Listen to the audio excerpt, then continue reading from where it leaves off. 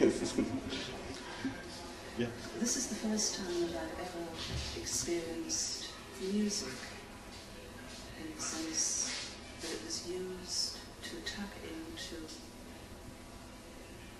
a very deep sense of being. Yeah. And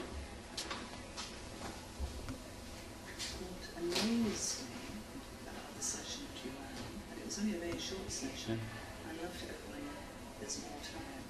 A couple of hours was really nothing, basically barely skimming the surface.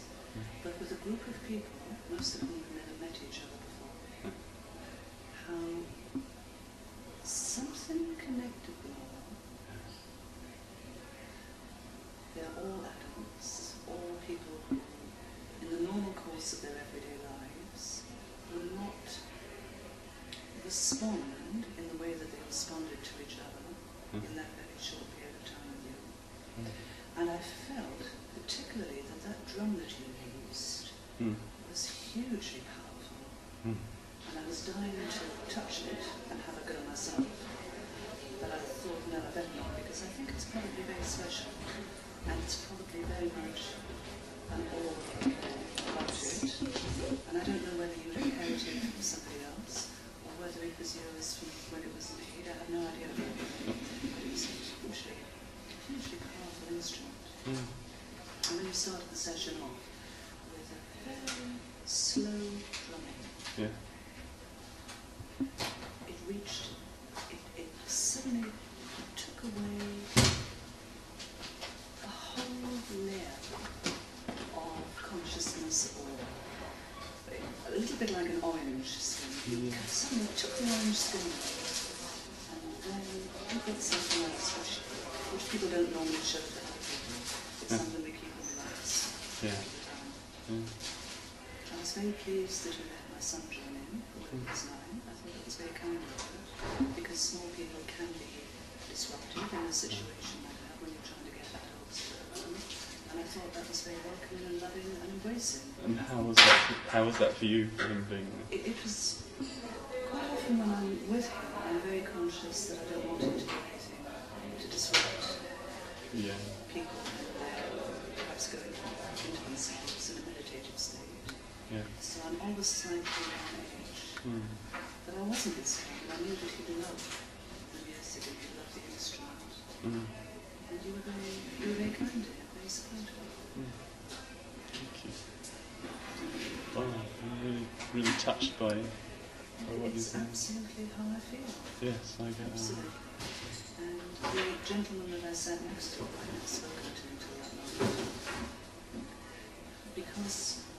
Because the person you'd asked to come up with a situation or a state of beingness, and you wanted them to share that with the rest of the group, that came up with something that quite surprised me, because on the surface he appeared to be a very happy, contented human being. But obviously there were a lot of undercurrents there. And the drum that I had, I was very keen to share something with him, and I thought, what can I share that will have some resonance with him? So it was a heartbeat, and I just went very gently on the drum, just tapped the heartbeat, and the man next to me, who also had a drum, I suddenly heard him listen to what I was doing. He didn't know his heartbeat. And he then started to mimic the sound I was making. Once I heard that he was mimicking my sound, we kept it together for a long time. Rise into a crescendo and then... it was an amazing journey. Yes, wasn't it? And I love the sound that you made, because that was a very deep sound. You made a sound... Oh, my voice. Yes, that was a very powerful sound. And I think you brought that in at the right time. I don't remember now, but... Indeed, it was beautiful. It wasn't a discordant sound, it wasn't a shriek or a scream. It was a very deep sound from within you. But I think it was good. It was very strong sound.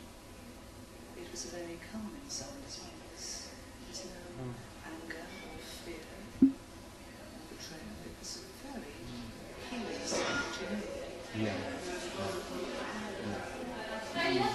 Thank you. What? That door's just closed. What would you say to other people? What were we doing? How would you describe this session? If somebody said, you said, oh, I went to this, this session and it was great. And so what did you do? What happens? You used a medium of communication that we don't normally do, that we don't normally use. Yeah. When people respond to sound, they respond to beautiful music. Yeah. Everybody likes playing music. Yeah.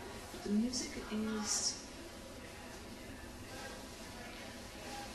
it doesn't become part of you. You listen only with your ears. Yeah.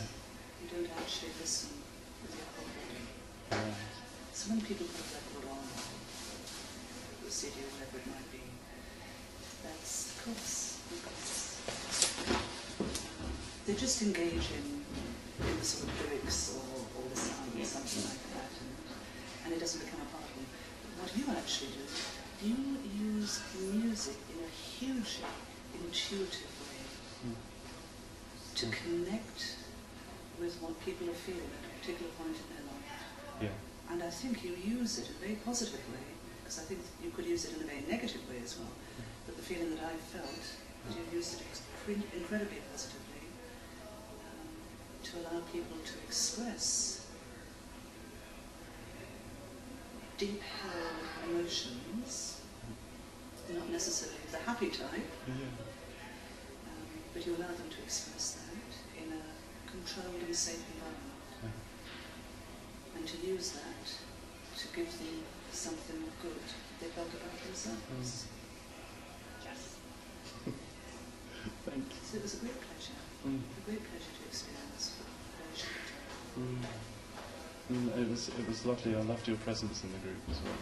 Thank you very much. What you brought, and just the caring and the heartfulness that you had, and also it's kind of there's a sense of respect there, because it's, yes, I'm doing all that you said and obviously more, and it's like it's yes, it's me and I'm leading the session and doing it, but it's also there's a respect for what it is that's happening.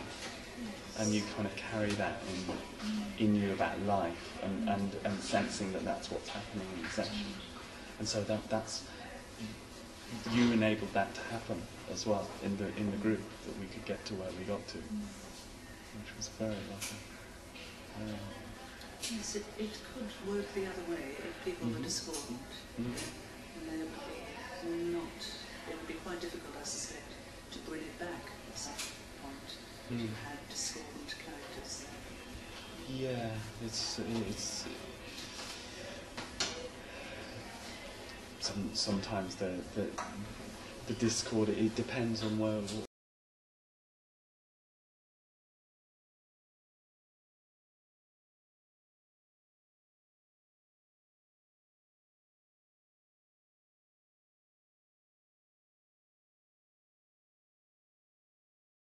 Or like that bit that we did at the beginning, where suddenly I felt like it just arose in me that I needed to move, and then from nowhere this sound came out, and we were having this kind of very powerful interaction, movement and voice with this other woman.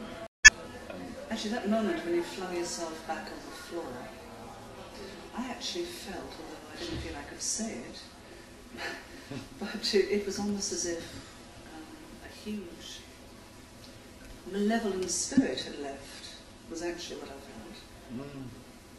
Not necessarily out of you. I think you perhaps were the medium for it to be. And the other person was moving or dancing, whatever you'd like to call it, with you. Yes, it was incredible. Yeah. Really incredible. there was something that definitely left. Well, I felt it was a malevolent spirit, personally. Yeah. Yeah. That was what I felt. Yeah. And the woman, who again I didn't know at all, but I felt she had a very strong feminine presence. Yeah. A very powerful Yes. Yeah. feminine presence as a healer. Yeah. And it was incredible. Mm. Well, anything else you feel to share? I think everybody ought to come on one of your courses. I think you ought to go into schools. Mm. Because we have so many disturbed young adolescents who have no mechanism to relate to other human beings or to understand the negative things that go on within themselves. And through no fault of theirs. They're born into a particular environment, with particular parents who went to care for them. Perhaps the parents themselves were the product of all sorts of negative things. I think it would be fabulous in schools. I think it ought to be part of the compulsory curriculum. And I'm not saying that lightly, I'm saying that as somebody who's spent a lifetime in education. In what way? I've done everything from teach little children to adults. Well, I've got to. I think I have done some things in schools, and I would love to do some more. One of the things that I need as a way of describing this, that it would be understandable to teachers. So it's like, how would I tell teachers about what happens in this? Well, I'll tell you, teachers are starting. There's a huge recognition of meditation and the powerful presence of meditation. And many schools, particularly in some of the London boroughs, where they have huge problems just with class control, for want of a better word, meditation is now compulsory at the beginning of the morning and the beginning of the afternoon. Right. The children have to sit quietly and they sit on the floor and they're taught how to meditate. What you could do is to take that one stage further and give them a mechanism to express things that they can't express. Right.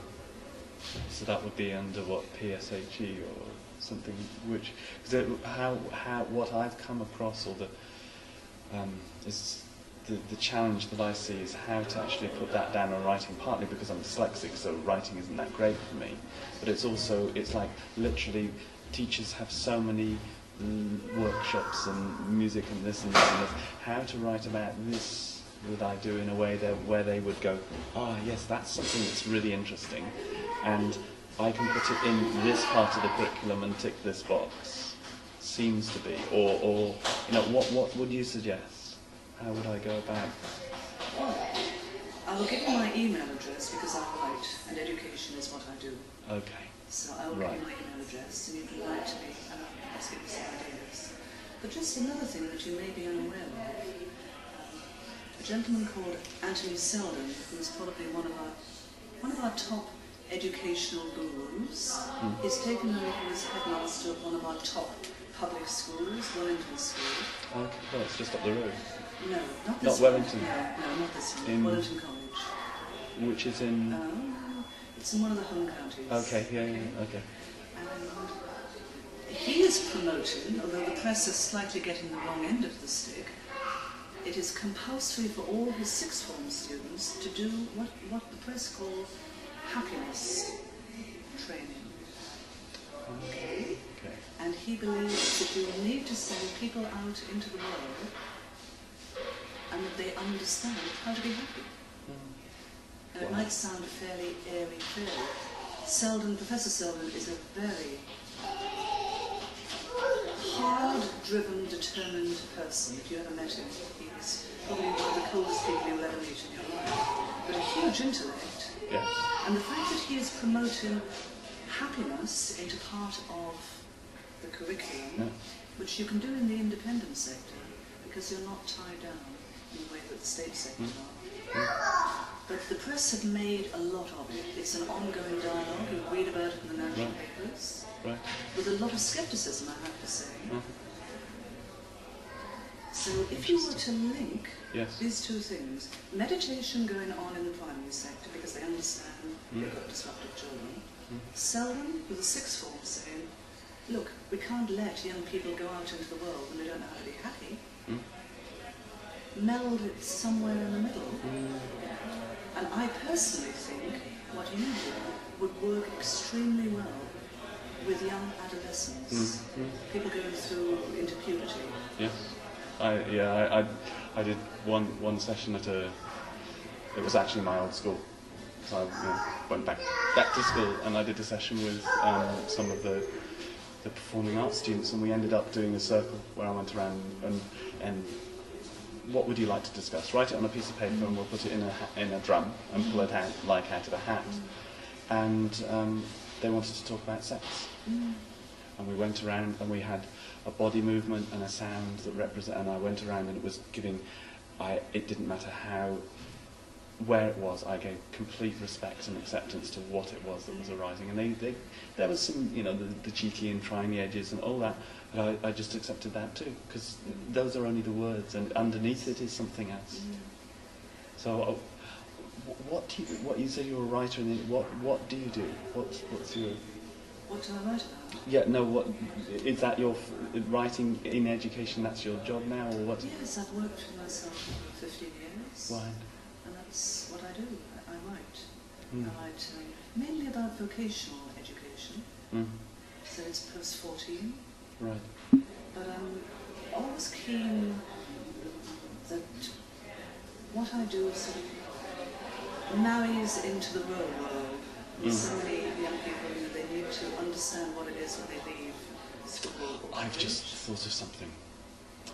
Sorry. It's okay. Daniel Goleman, Emotional Intelligence, came to Exeter University earlier this year and did a talk, and there were a whole bunch of workshops, and there were 2 people from my old school who were there. I didn't meet with them, and I was thinking, what's the next project that I do? And I'm also putting together a funding package with the local disability arts organisation to research my work and to write about it, and to find out whereabouts can I go. So, this conversation is very timely, and I'm wondering, as part of that, whether in some way there might be something that I could hook up with those people, do something in the school.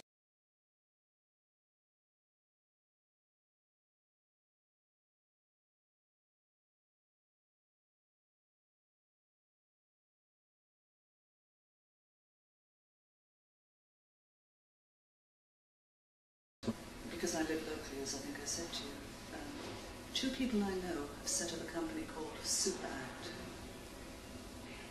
Vaguely rings bells. Alison Smith, Annie Smith. If you ever met her, she was a professional cellist. Oh, really? Yeah, but she's my age, more or less, a little bit younger probably. Yeah. But a very dynamic woman, very, very attractive, very dynamic. Yeah. With a lot of, she won't sit still for very long. She's got that sort of restless.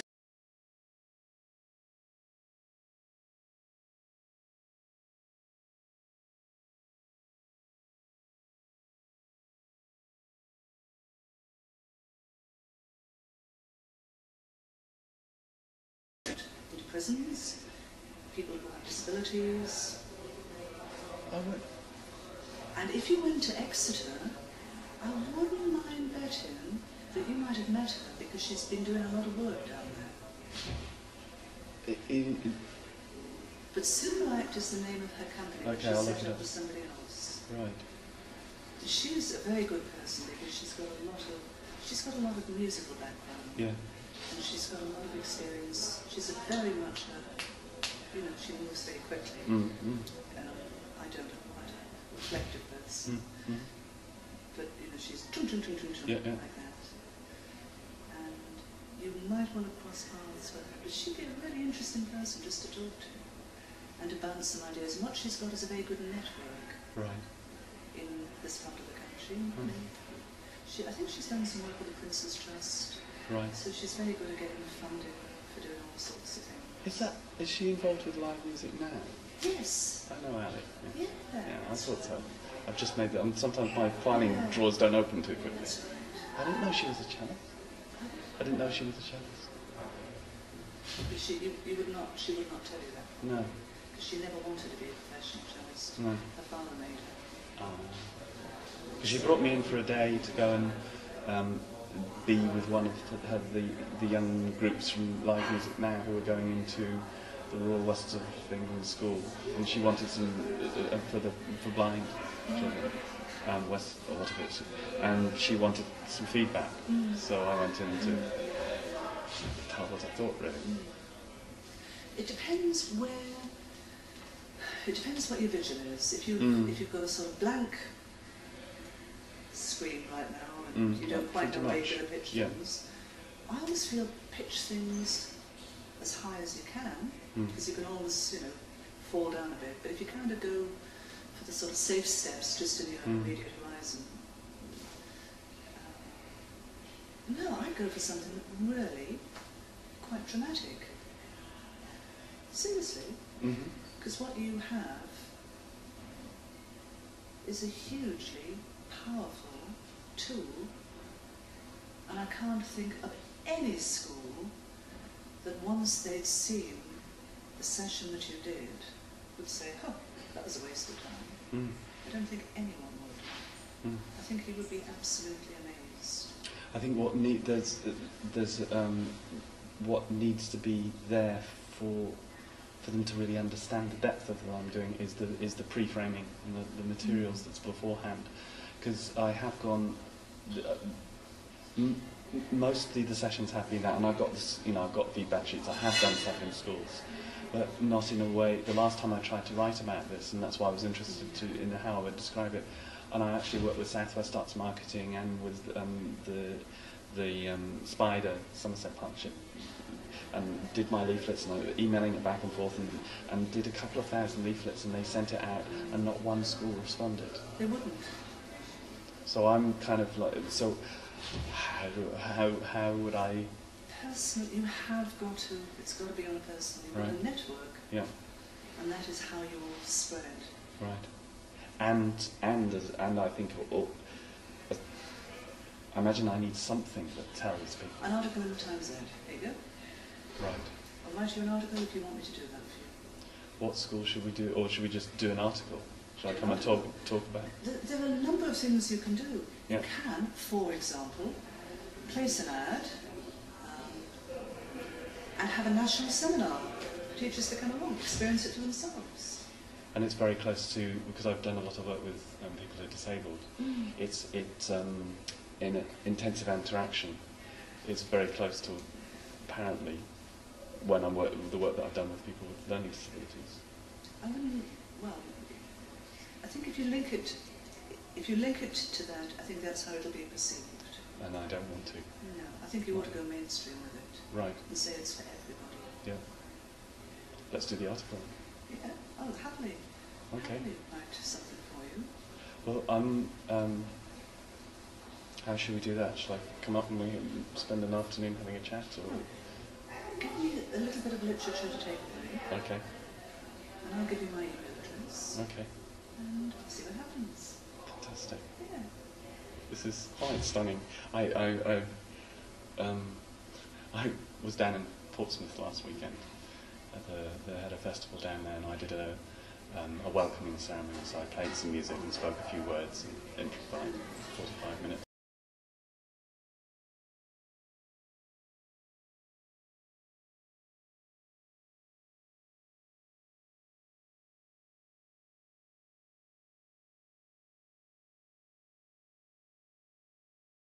It's all coming into place.